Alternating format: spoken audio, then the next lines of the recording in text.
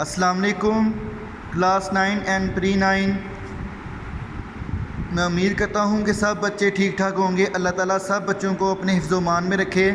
تو آج ہمارا جماعت کا کام نمبر 11 اور آیت نمبر 19، یہ دوسرے رکوع کی آخری آیت ہے۔ تو سب سے پہلے میں تلاوت کر رہا ہوں، تو سب بچوں نے غور سے تلاوت سننی ہے۔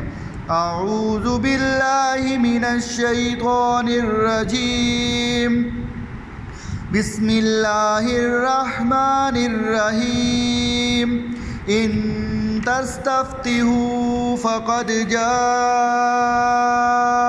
الفتح وَإِن تَنْتَهُوا فَهُوَ خَيْرٌ لَكُمْ وَإِن تَعُودُوا نَعُدْ وَلَن تُغْنِيَ عَنكُمْ فِئَتُكُمْ شَيْئًا وَلَوْ كَثُرَتْ وَأَنَّ اللَّهَ مَعَ الْمُؤْمِنِينَ۔ صدق اللہ العظیم۔ تو یہ آیت نمبر 19 ہے، اور ہمارا جو لفظی ترجمہ ہے وہ سب نے غور سے سننا ہے، اور پھر اس کے بعد یہ آپ نے لکھنا بھی ہے اور یاد بھی کرنا ہے۔ ان اگر تستفتحوا تم فتح چاہتے ہو، فقط یقیناً جاءکم تو تمہارے پاس آ چکی ہے، الفتح فتح، وَإِن اور اگر تنتہوا تم باز آ جاؤ، فَهُوَ تو وہ خیر لکم تمہارے حق میں بہتر ہے، وَإِن اور اگر تعودوا تم پھر کرو گے، نعود تو ہم بھی پھر کریں گے، وَلَن تُغْنِیَ اور کچھ کام نہ آئے گی، عَنکم تمہاری، فِئَتُکم جماعت، شیئن کچھ بھی، وَلَوْ کَثُرَت خواہ کتنی ہی کثیر ہو، أَنَّ اللَّهَ اور خدا تو مع المؤمنین مومنین کے ساتھ ہے۔ تو یہ لفظی ترجمہ تھا۔ اس کے بعد اس کا با محاورہ ترجمہ اور مختصر سی تشریح میں کروں گا، تو سب بچوں نے یہ بھی غور سے سننی ہے۔ اگر تم محمد صلی اللہ علیہ وآلہ وسلم پر فتح چاہتے ہو تو وہ تمہارے پاس آ چکی ہے۔ دیکھو، اگر تم اپنے افعال سے باز آ جاؤ تو تمہارے حق میں بہتر ہے، اگر تم پھر نافرمانی کرو گے تو ہم بھی پھر تمہیں عذاب کریں گے، اور تمہاری جماعت خواہ کتنی ہی کثیر ہو تمہارے کچھ کام نہ آئے گی، اور خدا تو مومنوں کے ساتھ ہے۔ یہ تو فتح کی بات ہے۔ جب ابو جہل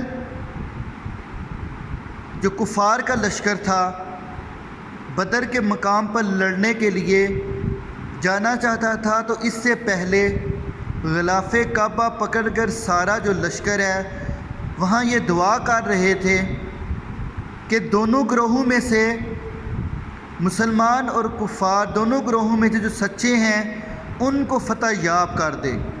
تو اللہ تعالیٰ یہاں پہ فرما رہے ہیں کہ تم فتح چاہتے تھے، فتح تو تمہارے پاس آ چکی ہے، یعنی وہ فتح جو تم چاہتے تھے کہ جو سچے لوگ ہیں ان کو کامیاب فرما۔ تو سچے کون تھے؟ سچے وہی لوگ تھے جو حضرت محمد صلی اللہ علیہ وآلہ وسلم کے ساتھ تھے۔